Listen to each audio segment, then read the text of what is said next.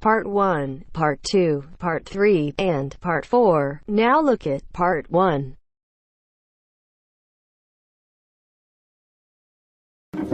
Part 1. Course information. First, you have some time to look at questions 1 to 5.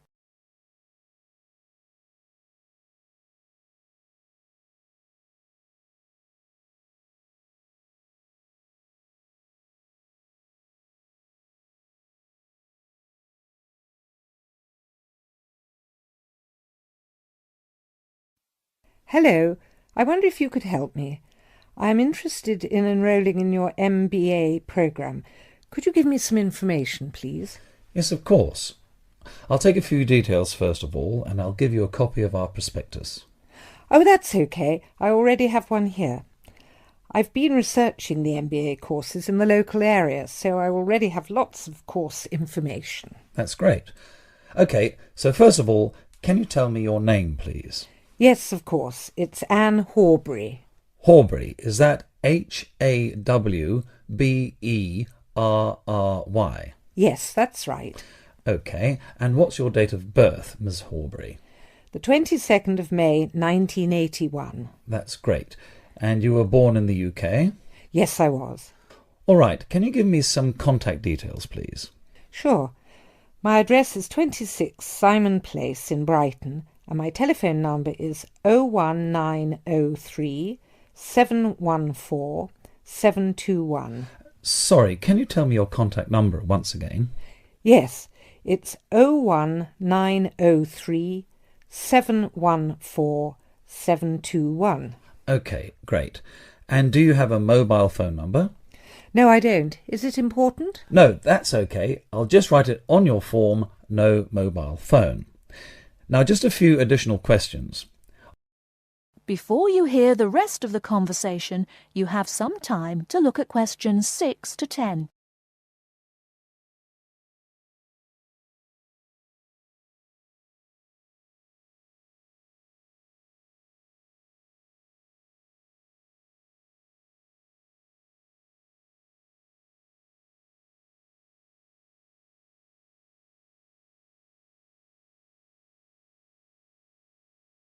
Now listen and answer questions 6 to 10.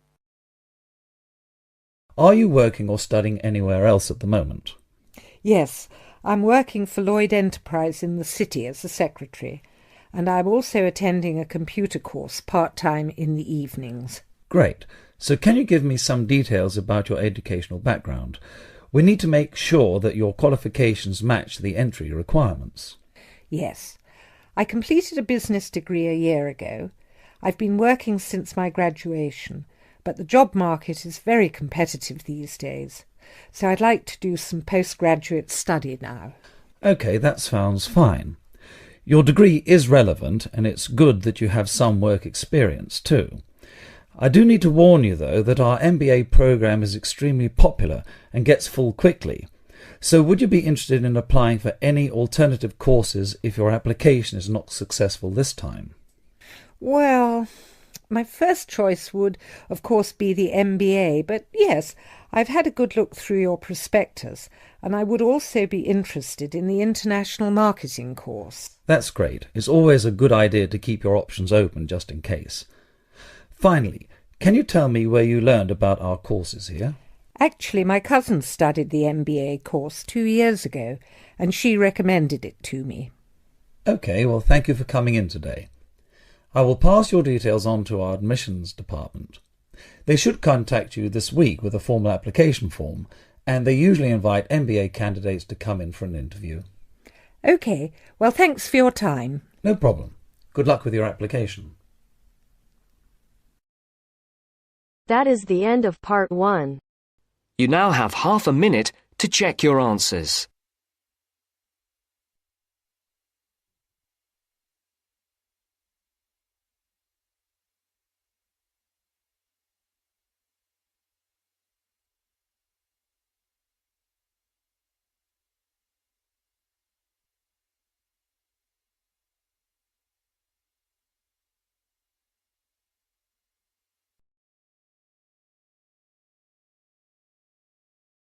Part 2. you will hear a tour of a newly renovated health club. First, you have some time to look at questions 11 to 15.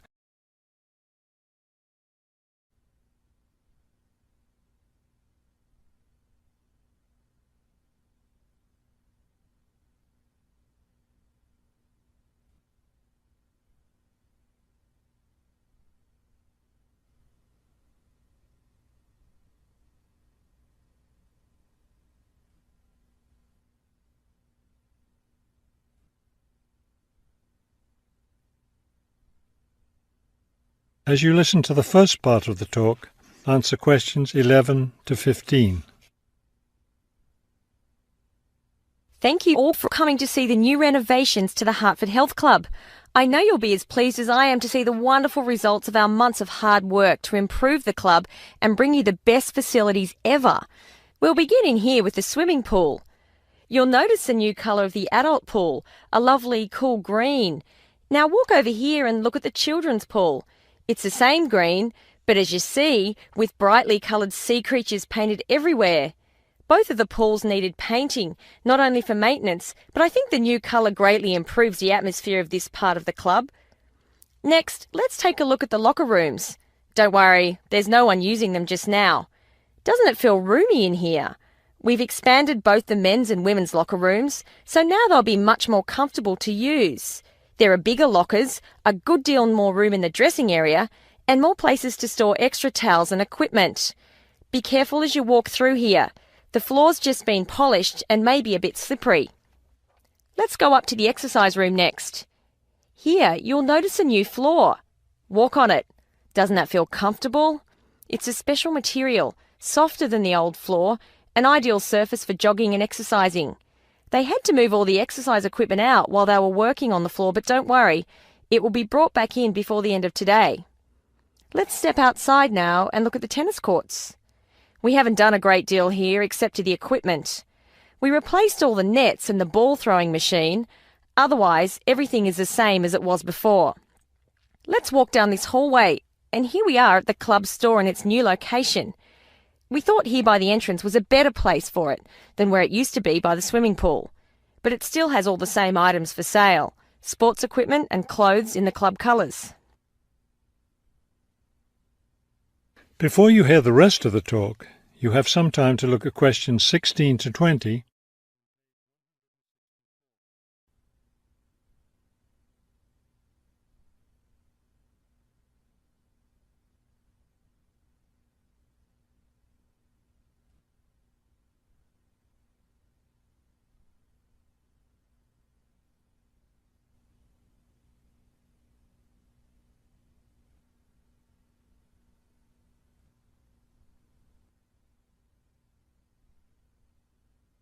Now listen and answer questions 16 to 20. We're excited about the upcoming activities and events to take place in our newly renovated club. Now that the pools are ready for use again, swimming lessons will begin tomorrow for both adults and children. If you haven't signed up yet, you can stop by the office before you leave today and put your name on the list. If you're a tennis player, you'll be interested to hear about the tennis competition coming up on Wednesday. Players from different clubs all over the region will be participating. If you'd like to watch the event, tickets are available in the office. Also, I want to be sure you all know you're invited to our club party coming up next weekend. We're celebrating the completion of the renovation work, and we have a lot to celebrate. The entire renovation project was finished in just 9 months. That's 3 months less than the 12 months we'd originally planned on. We're proud of that, and proud that we came in under budget too. Because we've had such good results with this project, we're already planning the next one. We already have 2 indoor pools, and next year we plan to install an outdoor pool right next to the tennis courts. Details of these plans will be made available to all club members soon. All right, I think we've covered just about everything. Are there any questions?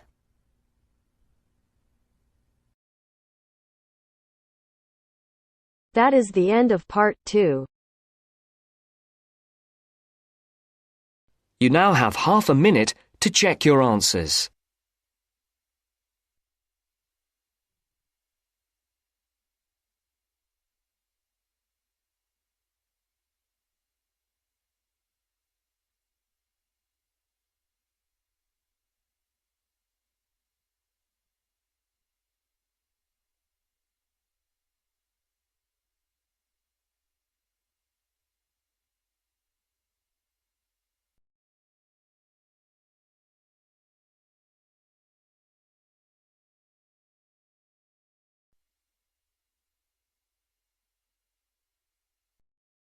Section 3. You are going to listen to a conversation between two students talking about a lecture they have just attended. First, look at questions 21 to 24.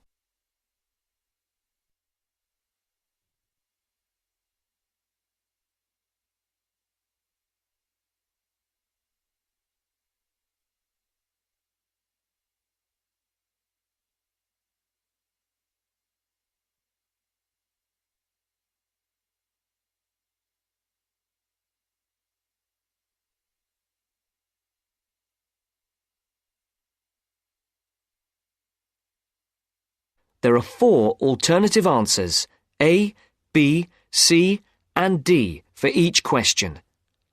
Decide which alternative is the most suitable answer and circle the appropriate letter. Henry, don't you think Dr. Adams' lecture was really very good? He could talk about the telephone directory and make it interesting. All his lectures are like that, Astrid. He's just one of those people. I wish we had him as our tutor. I bet you that he is very demanding, though.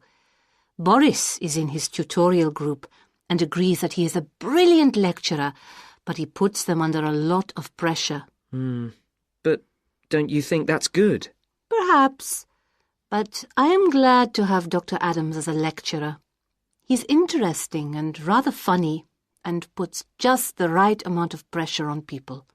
Did you take lots of notes in the lecture? Yes, actually I did. In fact, several pages. I didn't think I had taken so many. I was that busy listening to what was being said that I didn't take many notes. Can I photocopy yours? I don't think that's such a good idea. You won't be able to read my handwriting, and sometimes I write them in English and sometimes in Arabic. Oh, let's have a look. Wow! Your notes are so neat. There's not much Arabic. There is on this page. Oh, yes, there is. Dr. Adams would be pleased to see this, especially given what he was talking about. Don't you keep careful notes? Sometimes. It depends on the lecture. I don't think I'll forget Adams's lecture today, but some of the detail will fade.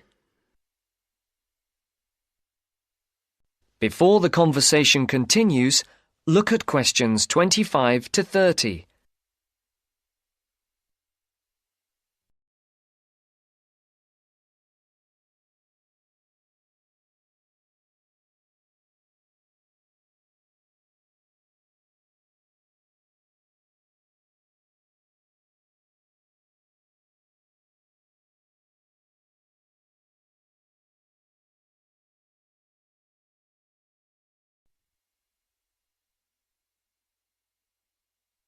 I type up everything afterwards so you can have a copy then and you can fill in anything I have missed. I'm not so good on the broader concepts. I'm better when it comes to detail. Just what Adams was talking about. Well, I am definitely a detail person. I need to have everything written down before I can get the concepts clear. As you listen to the next part of the conversation, write no more than complete 4 opposite. words. For questions I find all the 25 detail to clutters 27, up my mind and I get very for questions frustrated, 28 to which 30, was just what he was on write about. no more than 2 He mentioned words a book he'd for written. each answer. He mentioned several. The one on space and the individual? Yes, called MySpace. It's on the book list. So it is. I think I'll get that out of the library or get my own copy. Did you get what he said about spatial awareness? I didn't really. Yes, it was fascinating. I can't be as eloquent as Adams was, but I know several people who are frighteningly intelligent, but they have difficulty reading simple directions, even when getting to places that they know very well. I find that difficult to understand. Everyone learns the way to walk to the shops and things like that. You mean just the way people learn spelling? You know, people misspell words, make mistakes in countless areas of their lives, and going in the right direction is just the same. Remember what Adams said about the number of people who cannot tell left from right, north from south, and so on? Do you know which way is north? It's, that way. You see? I couldn't have told you that. Really? I haven't a clue which way is which. That's why I'm always getting lost when I go out on my bike, and put me in a completely new place and I am totally lost. What about maps? I'm hopeless at reading them. But then you're brilliant at writing essays and getting all the ideas down in the right order, and I don't know where to start. Again, just what Adams was talking about. What we need to do is combine our skills. You teach me to cope with detail, and I'll teach you how to string concepts together. Okay, we can do that. Which way is the library? It's... you're making fun of me. That's the end of section 3. You now have half a minute to check your answers.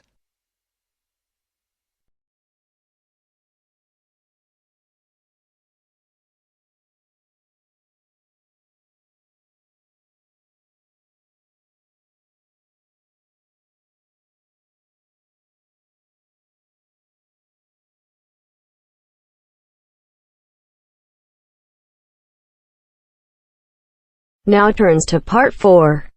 Part 4. Listen to the last part of the lecture. As you listen, complete the notes below. First, you have some time to look at questions 31 to 40.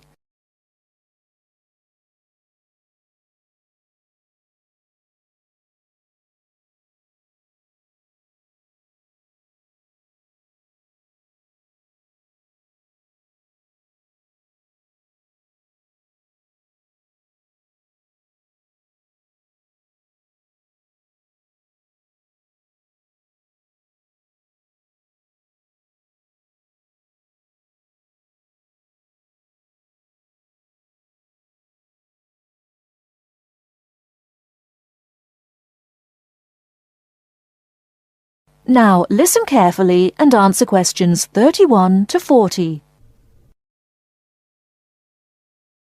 Last time I said that a lot of Irish people left the country and went to England, America and many other foreign countries. Today I'd like to talk about the emigration. The effects of immigration were not all bad. The immigrants experienced a lot of hardship in their new countries. There is a famous story about a park in Shanghai where Chinese and dogs were not allowed. Well, in England, until into the 1950s, signs for jobs sometimes read, "Irish need not apply." The immigrants often experienced discrimination, but they formed many organisations to look after their fellow immigrants. Many of these organisations later became very important. In America, the Irish chose politics as the way forward, and significant cities were controlled by Irish politicians. This movement reached its peak with the election of John F. Kennedy in 1960. His grandparents came from Ireland, and his election had a significant impact in Ireland, helping the process of recovery of self-confidence which we have today. Today, there are 70 million people of Irish descent living outside Ireland. In America alone, there are 40 million people, and 10 million of these people have a 100% Irish background.